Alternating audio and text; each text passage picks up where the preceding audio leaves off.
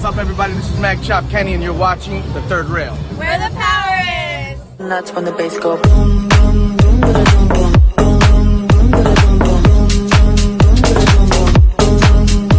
boom. What's up, everybody? This is MagChop Kenny. Thanks for jumping on The Third Rail with me today. This is The Third Rail radio show where the power is. Let's go.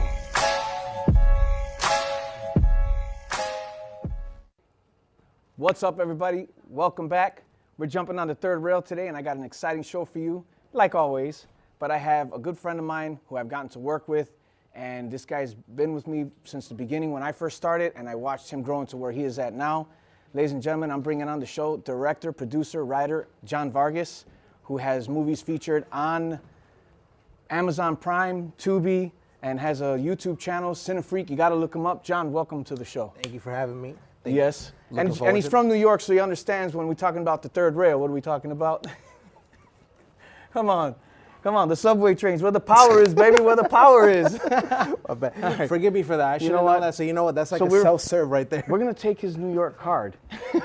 No, that card got revoked years ago. No. Listen. I think after this just proves that the New York is gone. I've accepted the fact that I'm a Floridian now. I've been here for so many years. The problem is the attitude and the accent hasn't gone away. Right, yeah, he's still got the New York attitude, New York accent, and you see it in everything. But you know what, I gotta say, I got to meet you. I met you at the Florida table. It was a Florida Hampton table. And then I met you at an awards event, and this is where, as we got to know each other. And the first thing I did was like, hey, John, man, I want to get some products in the movies. And so what does John do is he says, no, I actually got a role for you. And at the time, it was for a movie that he was co-directing with somebody else. It was like kind of like with what they did with Four Rooms with Quentin Tarantino, where it was like the hotel had 4 different directors, each room. Yeah. So, but this was only 2. And John did part of it. And I actually was SAG eligible because of it.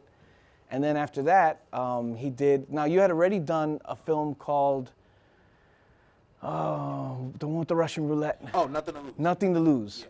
So I knew when I saw Nothing to Lose, I was like, man, I want my products in this guy's movie. But of course, he starts putting me in the movies, and I got the honor to really have a good part in Negativity, which is on. It's available on Amazon Prime and available on Tubi. So if you want to pay for it, go ahead. But if you don't feel like paying for it, for us common folk, you can watch it for free on Tubi. With commercials. Exactly. But you know what? It's all good because you get to watch a good movie wherever you can. Yes, and let me tell you, the movie is so relatable. It's one of those movies that was filmed during the pandemic, but a lot of people do not realize when you're watching the movie, and let me tell you, as me being an actor in the movie, as I watched the movie, I remember thinking to myself, man, that didn't happen. And so what I'm talking about is that it looks like everybody is really speaking to each other, like we've all been in the same room. How did you film that movie? So, as like you said, that movie was filmed during COVID. So like, unfortunately, we were all on lockdown. Mm-hmm. We couldn't go out. This was like at the height of COVID where like there were no vaccines. Everything was just really a tough time to meet up with people because everybody was getting sick. Everybody was catching COVID. But at that time, I wanted to make a movie because, you know, I really was just getting that cabin fever vibe. I'm like, dude, like I need to do something. I need to keep myself busy from, you know, just a distraction from what's going on. So that's how I came up with the idea of Negativity because I saw this show that's on CBS. It's called All Rise. And it's about an African-American judge who, she is basically just working in LA. But during production, COVID hit and they had not finished production. So I think the last 2 to 3 episodes, they shot it all through like Zoom, like FaceTime and Zoom because, they had all the COVID restrictions and no one wanted to get sick. And that inspired me to come up with Negativity. I felt like, why don't I just do a film that takes place during COVID? But again, and I've been saying this for like years, that the film is not about COVID. It's about the people that are trying to get through it. But the way I shot it was when I met up with you, every time when you were saying your lines, there was nobody there.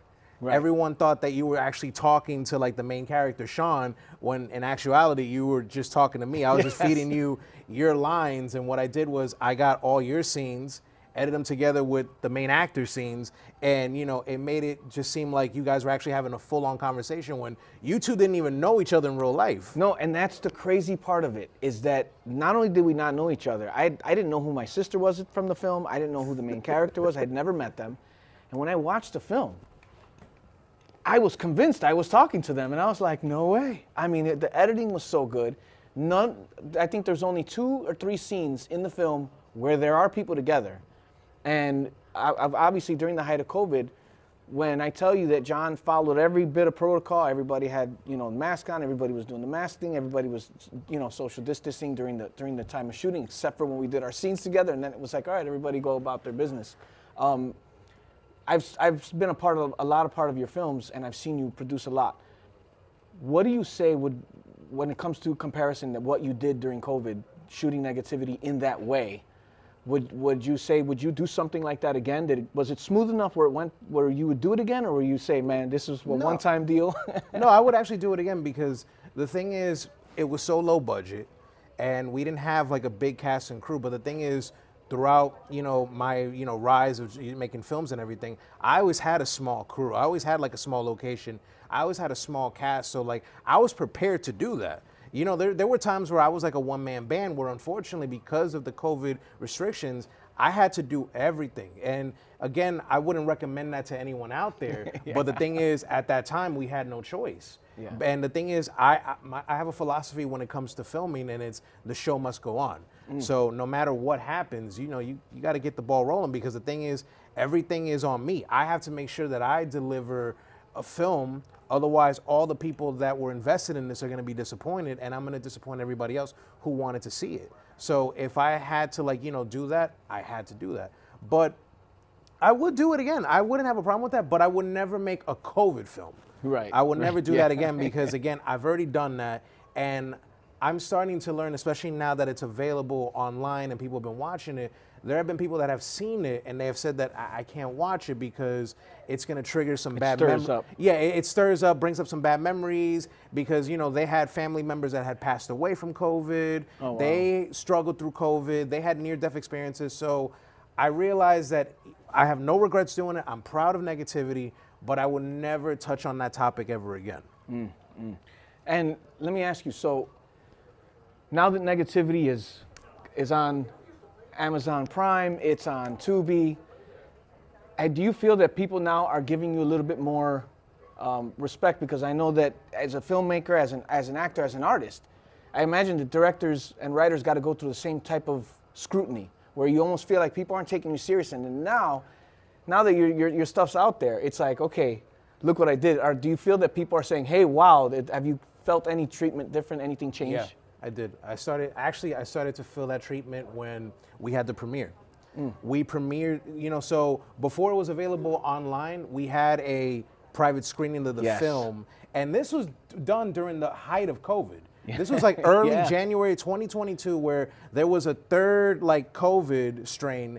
I forgot what it was called, but I remember that everyone at the last minute was like, oh, I don't know if we want to show up. I don't know. They were having second doubts. And even the owners, the theater owners, you know, that we rented the venue from, they were like, hey, listen, we're not expecting a lot of people to come. So what we did was we still promoted it like crazy. We still did our thing. And I remember they tried to limit us on the amount of people that we could have in the theater. They had this idea where they wanted half of the people to be outdoors and half of the people to be indoors. And I'm like, that's not going to happen. Like, people are not going to do that. They're going to be pissed off. And because, again, too, they thought at the last minute, oh, there's going to be like 10 or 20 people. We had about over 150 people at that premiere. Man, that theater hosts 200 people, and it was packed all the way to the back. And I remember when the movie was done, everyone went nuts, and we sat down in the front. And it was January 25th, which my birthday was the next day, and all those people sang me happy birthday. It was an amazing experience, man. And the thing was too, like, again, I was not expecting that many people because it was COVID. I had a lot of people that were like, oh, I'm gonna come. I can't come, man. This COVID's getting out of hand. I mean, the fact that many people came to see my film, and mind you, listen, I'm not Steven Spielberg, I'm not Martin Scorsese. Like, I don't have that gigantic following, But the fact that we still kept on pushing and promoting the event, Yeah. you know, the fact that we were able to draw a decent crowd, especially during that time, to me is where people started to look at me a lot differently. And I noticed that once it was available for streaming, yeah, it was starting to like change. It was like, oh, Yeah, like, because he's serious. Yeah, but now it's like that's just the beginning. But I feel like I'm not there where I want to be. Well, yeah, now it's okay. Now what are you going to do next? You know what I mean? And I think that's the realm of it. When you look at the entertainment industry and the art industry, that's what it is. It's what are you going to do next, you know? Yeah. And so now, let's talk about what you're doing next. So currently I'm working on another feature film that's called Side Effects, and it's based on a short film that I did all the way back in 2017. And we're currently in production right now. You're in it. Yeah, I'm filming Sunday. As a matter of fact, we're filming something this Sunday. So we're about 75% done, and then I would say we have a few more shoots, and then it's a wrap for production, and then we're aiming to get post done, and hopefully the movie will be ready to go by next year. But yeah, this is the second project that I've been working on right now. It's a lot different from Negativity. It's more of a comedy that's really off the wall. Yeah. I would say it's like an action a dramedy, I guess. like I'd say more action comedy, because Yeah. it's really out there to where like we have a lot of fourth wall jokes. There's a lot of Okay. sexual innuendo jokes. There's like a lot of like jokes that are very pop reference, like from like Okay. the 80s and 90s. And yes, there is a lot of action, like, and the thing is, it's like it focuses on two roommates who enter this like underground world filled with zombies, gangsters, and vampires. Oh my. Oh my. Yes, this is definitely something a little bit different from what I'm used to seeing you shoot. You know, now I know that when you first shot Side Effects, it was just supposed to be a short film. Like it was just like something you were Yeah. doing to fill time.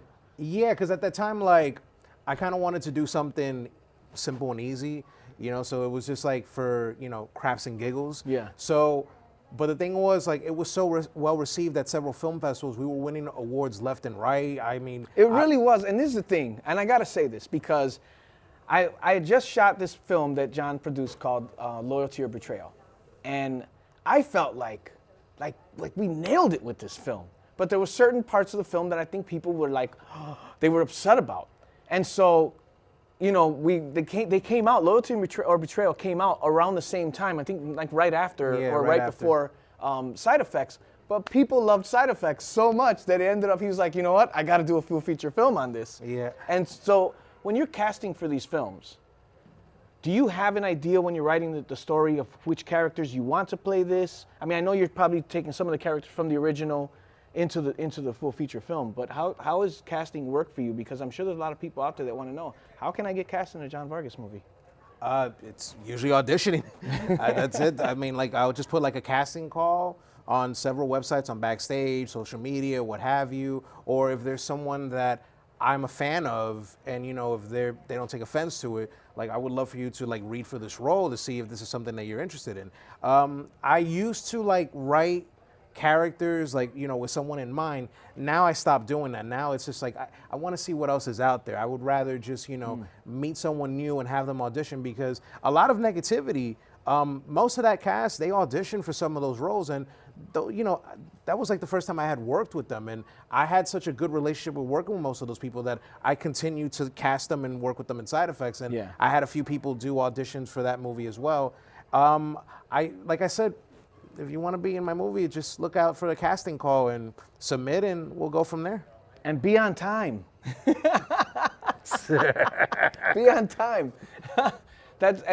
Being in South Florida, you've been directing here for a long time. One of the issues I think that people talk about in South Florida is the lack of initiative that people take.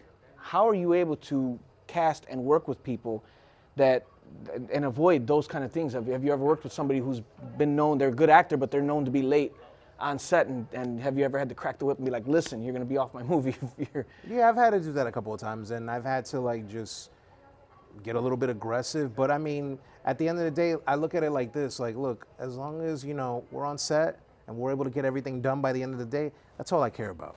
Because the thing is, it's like, I rather have someone come late than someone not show up at all. Right, Because right. that's happened. That has happened to me in the past where someone no-showed me and I had to reach out for another actor that I was cool with and be like, hey, listen, someone no-showed because they had a hair appointment. Can you come in through it? No, that has happened to me. What? That has happened to me where it was actually Gabby's revenge. Wow. You know, Wait, was that the scene that I ended up doing? Because no, that wasn't the I know scene. the guy didn't show up. No, that wasn't it. That's how I ended up in it. That wasn't it. That wasn't it. It was actually one of, I'm not going to mention who, but it was one of the lead actresses in that film.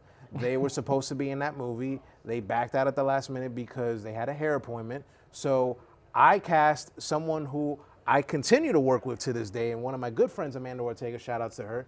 She came in. Oh, shout out to Amanda. Yeah, Yeah. Amanda, she played Gabby, the lead actress. Yes. She did incredible in that project, and I continued working with her because me and her, we've always had we were always like on the same wavelength in terms of like working together and being, creating and just chemistry wise. But like, I've had those issues but now I'm at a point where I'm just like, I'm not gonna put up with that anymore. Right. Or like, look, if you're gonna come late, I'm starting to do this thing now where it's like, well, if you're gonna come late, then I'm gonna pay you late.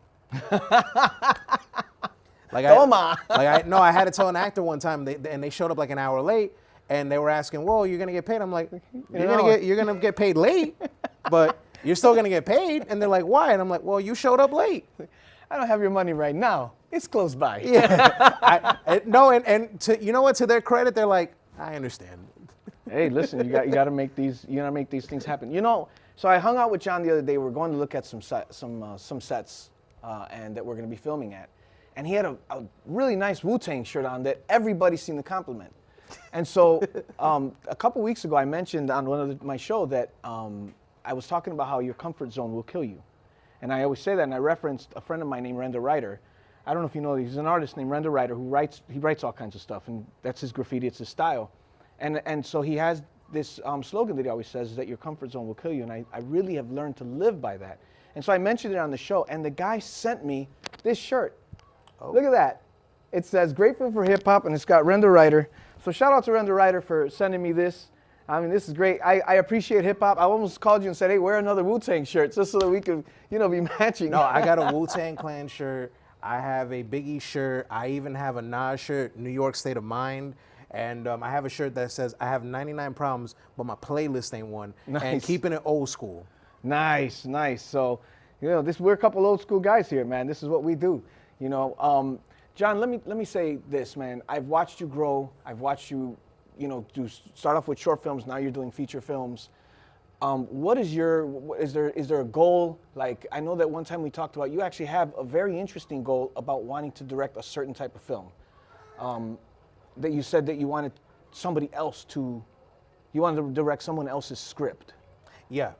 I've actually brought that up several times because with the exception of one script, every project that I've worked on was written by me or I had a co-writer. Like Side Effects, my lead actor, David De La Fey, he's the co-writer on this project, but I've never done a project that wasn't written by me. I'd like to do that one day. I would be interested in doing that because to me that would be like a challenge, like you said, like just to get out of the comfort zone because I feel like I'm too comfortable like writing my own stuff. I think the bigger challenge is actually tackling something that wasn't written by me.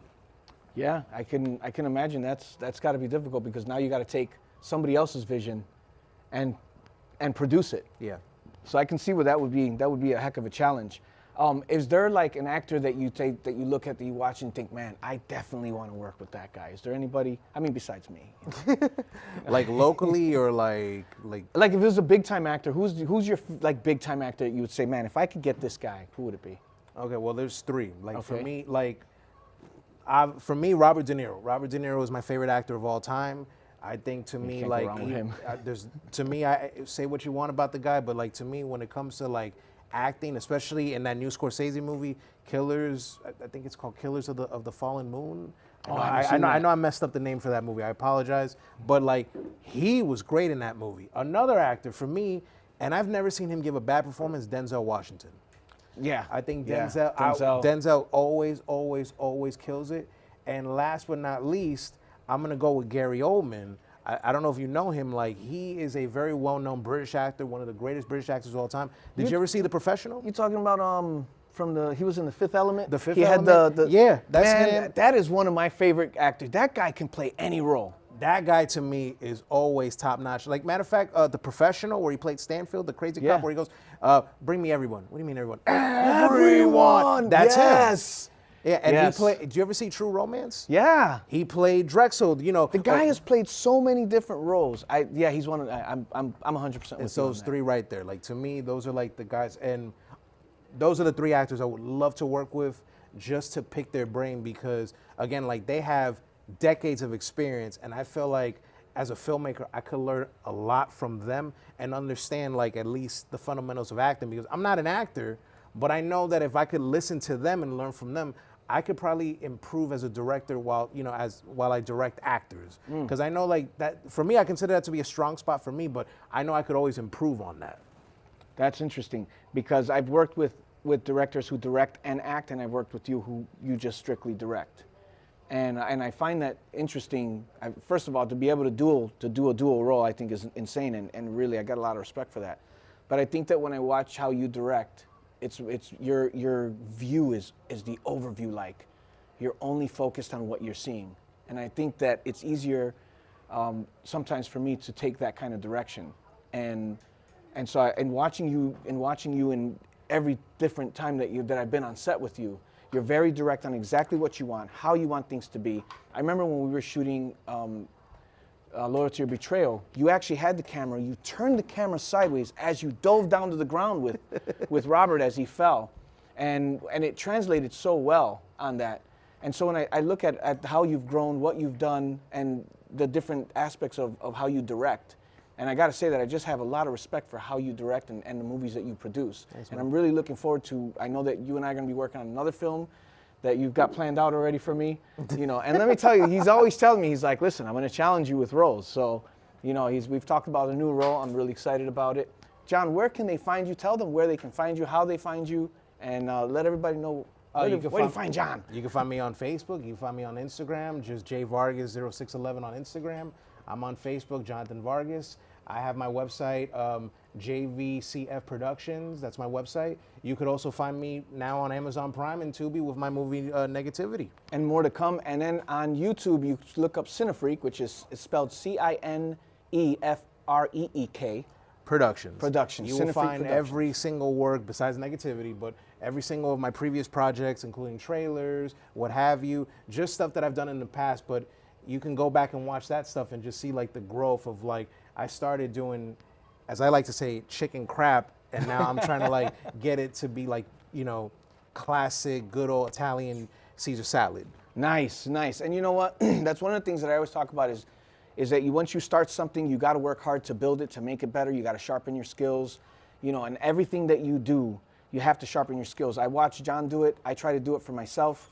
And I want you guys to all know that John has overcome a lot to be able to get his movie in the public eye where it's at now. I've watched him grow. You can actually go watch him. Go on YouTube and watch his movies. Follow him so that you can see the growth and see the quality that he's producing and be ready for what's next. There's a lot more coming out. He's got full of stories, and I hope that we can help him reach his goal of somebody got a script out there. Let's bring it to John. Let's challenge John. I look at it like this. Anybody got some money? and anybody got any money? Bring it in. Thank you guys for coming, John. I really thank you for coming on the show. I really appreciate it. We jumped on the third rail. It was electrifying. We'll see you next week. Peace. What's up, everybody? This is MagChop Kenny. Thanks for jumping on the third rail with me today. This is the Third Rail Radio Show where the power is.